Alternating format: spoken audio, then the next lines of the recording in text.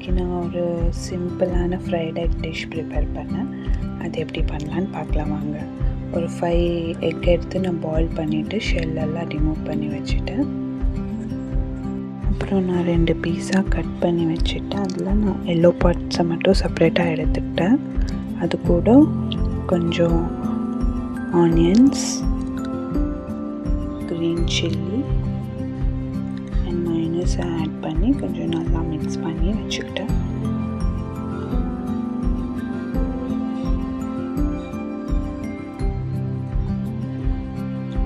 அப்படியே சைடில் கொஞ்சம் கடலை மாவு எடுத்துக்கிட்டு அது கூட சால்ட் அண்ட் சில்லி 2 ஆட் பண்ணிவிட்டு மிக்ஸ் பண்ணிக்கிட்டேன்.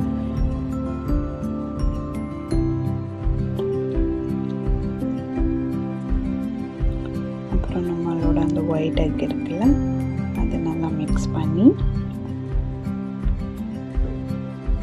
எடுத்து ஃப்ரை பண்ணிக்கிறேன்.